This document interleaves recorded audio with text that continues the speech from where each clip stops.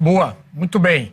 E também compondo aqui esse bate-papo, Trevor Landolt. Ele que nosso produtor que esteve lá em loco, né? Fazendo toda essa jornada aí. Quantos países, Trevor? Total foram 10 países, né? Uma viagem pelo mundo, literalmente pelo mundo. Então, muito obrigado aí pela oportunidade. Vai ser muito legal. O cara fala português, cara, não sabia. Né? Com esse nome enrolado de vez em quando, mas sai direitinho.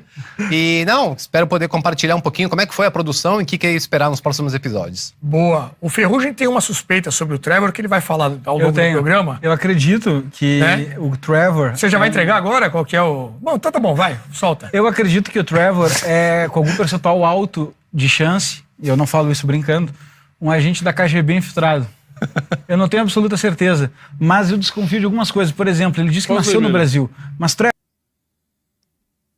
Por que todo o canal tá me copiando, Miri? O que tá acontecendo? Renan dos Santos começou a falar de chique-chique agora, do nada. Como exemplo de lugar que não tem acesso a essas discussões. Como eu tava fazendo aqui. Aí a gente sabe que é culpa do Jonito. O Jonito passou a se expressar assim. Ah, a gente sabe então eu tô tomando discursivamente, velho, através do Junito.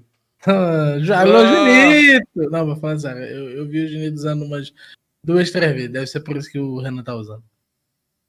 Chuto que a influência não é direta, mas veio do Junito pra lá. Então eu tô contagiando aqui de fora. Isso. É isso. E agora, o Ferrugem tá chamando os outros de agente da KGB. Assim como eu já faço há anos com o Daniel de Moraes, que de fato é um agente da KGB. Tá tudo bem.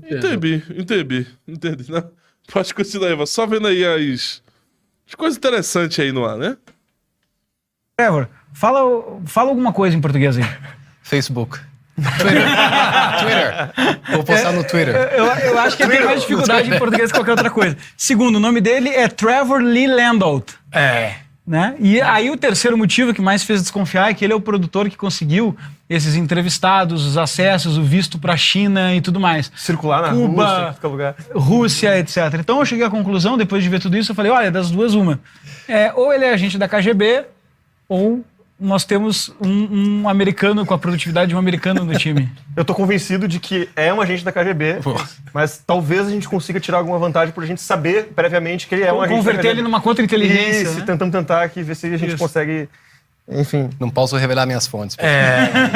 Isso aí é revelador. Ô, Lucas, conta pra gente o seguinte. A gente vai entrar nos detalhes dos episódios, né, ao longo aqui do bate-papo, mas eu queria primeiro uma ideia geral. Enfim, aquela pergunta básica, né? A ideia do documentário, como é que foi realmente a partir da ideia até realmente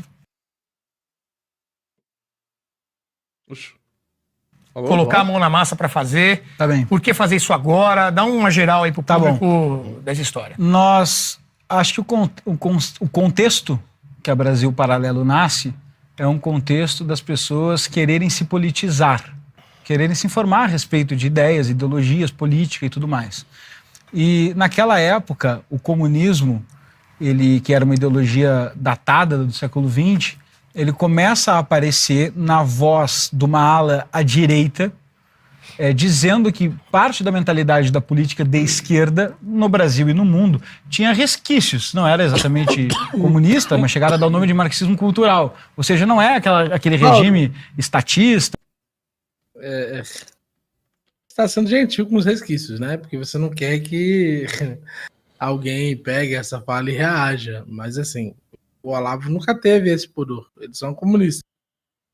Buscam o comunismo. Inclusive o Lula não tem nenhuma hesitação em dizer que nesse sentido é comunista. A Dilma nunca teve. O Flávio Dino não tem. Ninguém Flávio tem. Dino não tem. Ninguém tem. Só vocês têm pudores de chamar os comunistas de comunistas. Só vocês.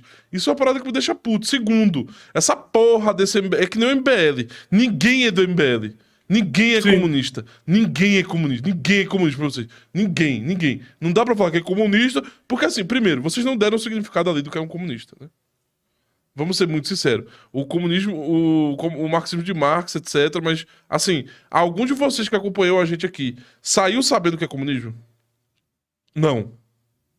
Sabe por que não precisou falar o que é comunismo? Porque todo mundo tem uma sensação que sabe o que é comunismo.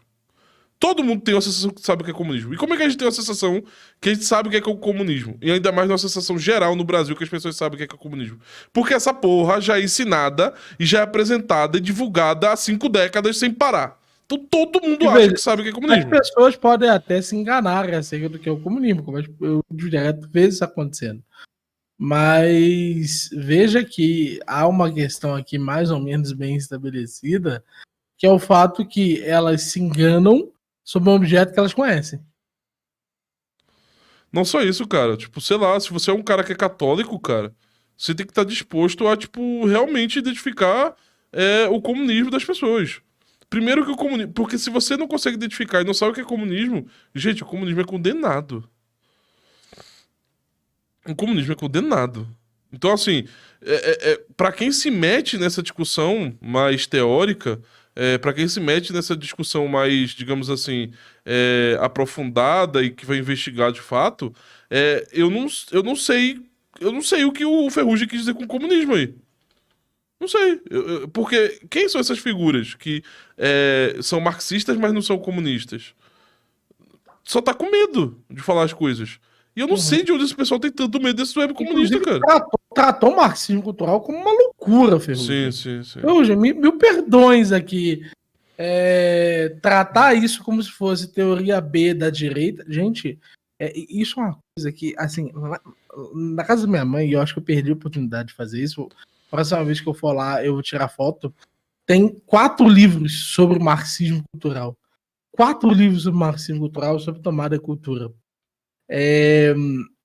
Isso assim, gente, isso é uma das coisas que mais me incomoda, porque o marxismo cultural, gente, já teve no Wikipédia como um método real, como a noção do que foi feito e qual era a possibilidade após a noção do partido como um ente opressivo. Não só isso, Entende? né? O marxismo cultural é tão teoria da conspiração que o Fernando Henrique fala que. O Fernando Henrique não somente fala de marxismo cultural, como queria ser identificado no Brasil como o maior gramscista do Brasil. Qual é o tabu mesmo que a gente tá aqui com a mesa? Tipo, eu não entendi ainda. O tabu é que vocês não podem chamar os outros de comunistas? Quando todos eles se dizem de comunistas, quando todos eles, quando estão nos grupos, falam que nós... Inclusive, depois que o Olavo morreu, todos eles estão falando agora que tem que voltar a ter uma cultura marxista. Reavivar a cultura marxista. E uma coisa que é interessante, em 2013, deixa eu mostrar uma coisa aqui pra vocês. Isso aqui é um print forte. Ele já falou que isso no marxismo cultural é bobeira. Gente, é bobeira porque Como posso explicar? Do ponto de vista da ortodoxia marxista, isso nunca foi ortodoxia marxista. Nunca. Do ponto de vista da própria forma que o marxismo cultural teria como se estabelecer, consolidar, falso. Falso. Não consegue, não opera as mudanças sociais que ele gostaria de possuir. Mas enquanto método autoconsciente é outra coisa, entende? Eu não estou dizendo que o marxismo cultural ele de fato perverteu as bases da sociedade. Para mim não tem nada a ver com isso, nada a ver com isso.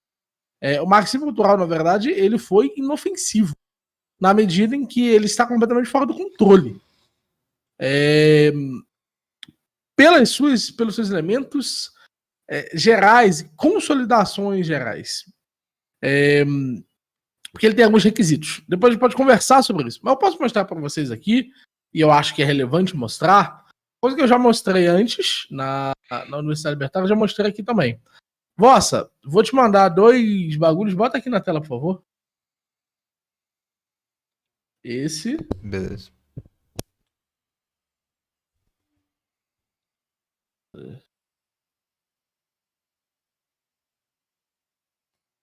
Esse e esse aqui. Primeiro um, aí a gente vai ler e depois bota o outro. Aumenta aí. Esse primeiro. Aumenta. Por cima da tela. Isso. Isso é em 2013, tá, pessoal? Aprofunda a tela. Aproxima a tela. É isso. Marxismo cultural é o conjunto. Pode aproximar mais um pouco. Beleza. Marxismo cultural é um conjunto de ideias surgidas juntas do movimento marxismo, que concebe a cultura como forma de subversão aos valores culturais que constituem a base da sociedade ocidental, como a família, a religião, o gênero, a raça e, inclusive, a arte e o mundo estético, e se abrigaram sob o eufemismo de teoria crítica. O marxismo cultural traz uma construção teórica cujo objetivo é a destruição da atual civilização que forma a base da sociedade capitalista ocidental, criando uma nova civilização. Um dos principais teóricos dos filósofos marxistas, o filósofo marxista e crítico da cultura burguesa, Lukács, em duas de suas obras. Agora, na ditadura do proletariado, essa nova cultura que está sendo criada terminará com as atuais regras de civilização. A visão do trabalho e a supremacia da economia sobre o ser humano, citando também a mais alta liberdade pode ser obtida em um mundo sem Deus. O marxismo cultural começa formalmente com a fundação da neomarxista Escola de Frankfurt, cujo principal instrumento de controle social, cultural e político tem sido o que se conhece como correção política. Na Europa Ocidental e nos Estados Unidos não se tem aplicado o modelo econômico marxista. Entretanto, o marxismo cultural influencia alguns aspectos das atuais sociedades democráticas ocidentais. Então, veja que o que estava se colocando era que o marxismo, mais que ele não tivesse força, ele atuava enquanto corpo teórico. Não estamos segundo Marx, nós estamos segundo Marx um conjunto de relações sociais, em um conjunto de relações sociais. E vivemos nossas vidas no centro do cruzamento de uma série de relações sociais desiguais, com base em estruturas hierarquicamente interligadas que, em conjunto, definem a especificidade histórica do modo de produção capitalista e subjacem às manifestações observáveis.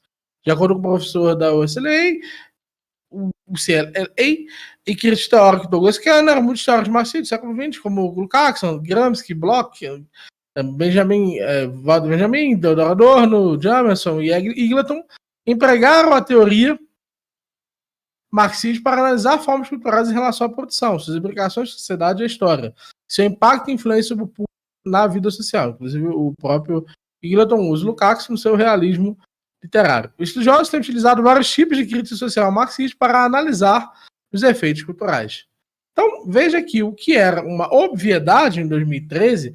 E aqui, gente, eu não estou falando sobre qual que é a possibilidade da consolidação dessas teorias em torno de um corpo real do marxismo ocidental em termos de marxismo cultural. Eu não estou dizendo isso, gente, tá?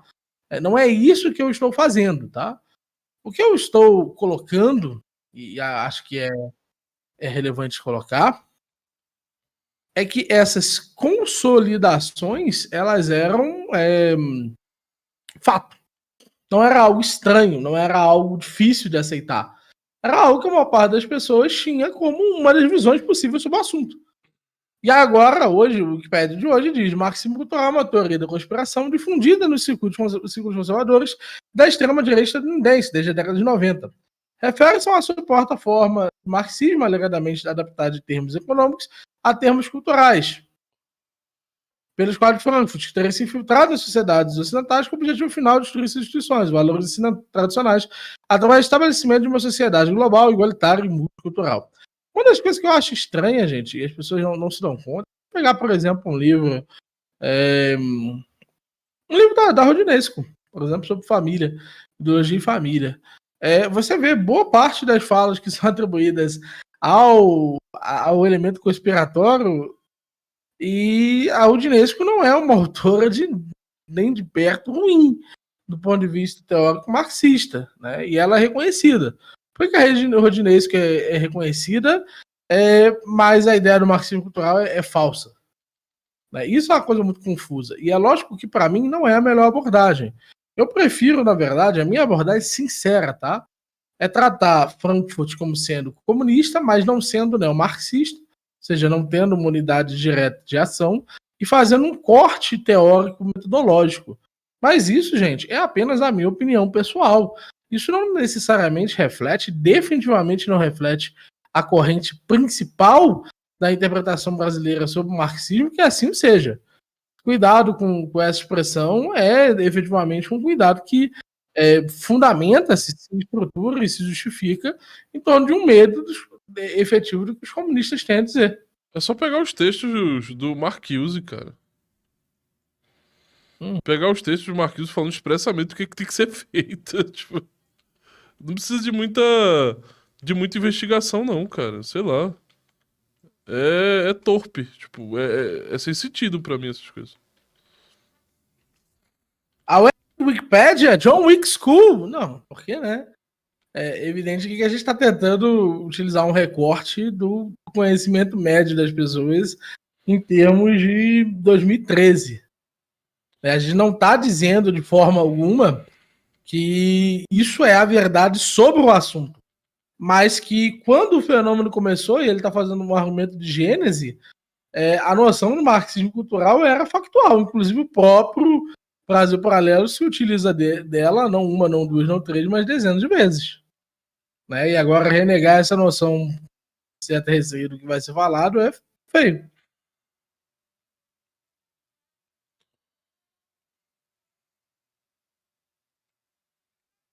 Pode dar play ali.